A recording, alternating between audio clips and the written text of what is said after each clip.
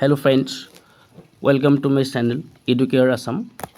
আজি আমি আলোচনা কৰিব বিচাৰিছোঁ 2019 চনত হৈ যোৱা গেট 4ৰ কেইটামান মোষ্ট ইম্পৰ্টেণ্ট কুৱেশ্যন। প্ৰথম কুৱেশ্যনটো আহিছিল Gobi Desert is situated in which continents? Gobi মৰুভূমি কোনখন মহাদেশত আছে? ইয়াৰ শুদ্ধ উত্তৰটো হ'ব এছিয়া। 2 নম্বৰ প্ৰশ্নটো চাইছোঁ, what is the capital of Japan?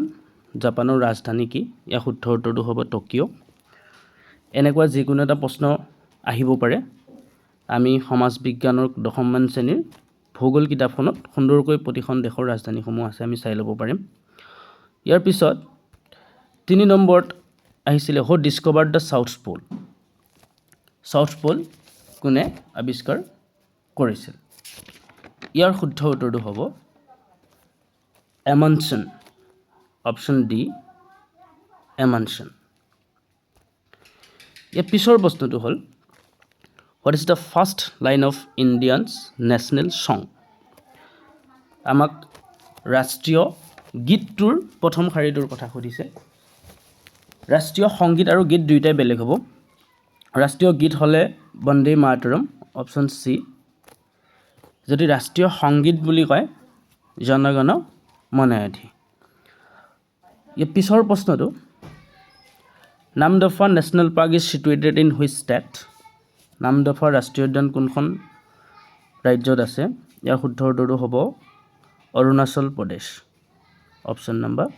Option B Arunachal Pradesh. ৰাষ্ট্ৰীয় উদ্যানৰ ওপৰত যিকোনো এটা প্ৰশ্ন হ'ব পাৰে। ৰায়মনা ৰাষ্ট্ৰীয় উদ্যানখন ক'ত আছে, বা কাজিৰঙাখন ৰাষ্ট্ৰীয় উদ্যানৰ ওপৰত এটা বা অভয়াৰণ্যৰ ওপৰত এটা প্ৰশ্ন হোৱাৰ খুবেই চান্স আছে।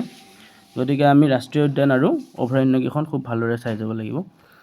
ইয়াৰ পিছৰ প্ৰশ্ন question number 6, which of the following language is not recognise in the Indian constitution? ভাৰতীয় সংবিধানত লিপিবদ্ধ নথকা ভাষা কোনটো আছিলে? তলত দিয়া কোনটো ভাষা ভাৰতীয় সংবিধানৰ দ্বাৰা স্বীকৃত নহয়?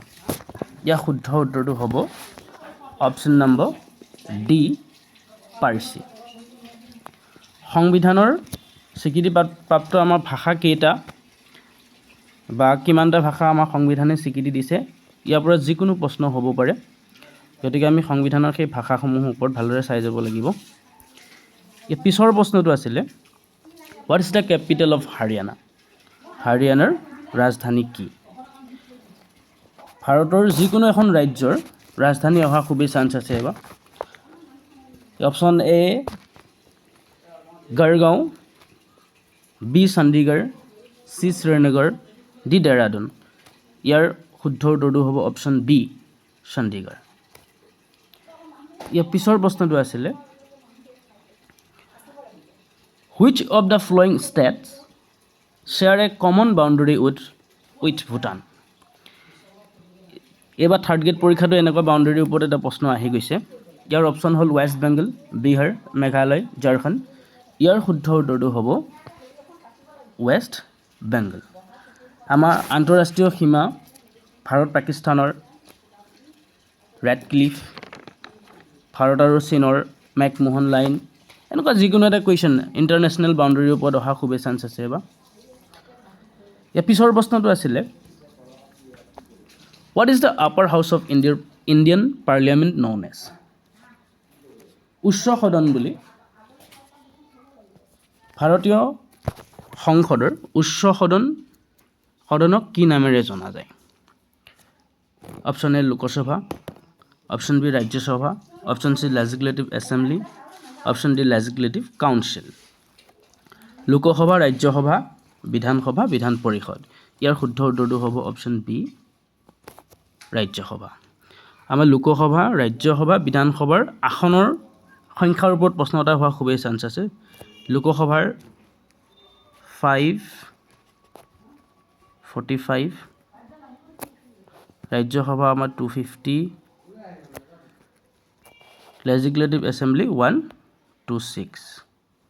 এনেকুৱা প্ৰশ্ন এটা অহা খুবেই চান্স আছে। গতিকে আমি ইয়াৰ ওপৰত চাই যাব লাগিব। ইয়াৰ পিছৰ প্ৰশ্নটো Where are the headquarters of UNICEF situated? 2019 চনৰ 4th গ্ৰেডৰ প্ৰশ্নত আহিছিল Where are the headquarters of UNICEF situated? Option A Geneva, Option B New York, Option C Washington, Option D Paris. ইয়াৰ শুদ্ধ উত্তৰটো হ'ব Option B New York. Option B New York. আমাৰ UNICEF হওক UN হওক BCCI হওক UNESCO হওক ইয়াৰ মুখ্য কাৰ্যালয়ত ইয়াৰ পৰা এটা প্ৰশ্ন অহা খুবেই চান্স আছে গতিকে ইয়াৰ ওপৰত আমি চাব লাগিব যেনে BCCI আমাৰ ডুবাই খুব ভালদৰে আমি চাব লাগিব বিষয়বস্তুখিনি ধন্যবাদ থাকিল যদি ভিডিঅ'টো ভাল লাগিছে চেনেলটো সাবস্ক্ৰাইব কৰি দিব ধন্যবাদ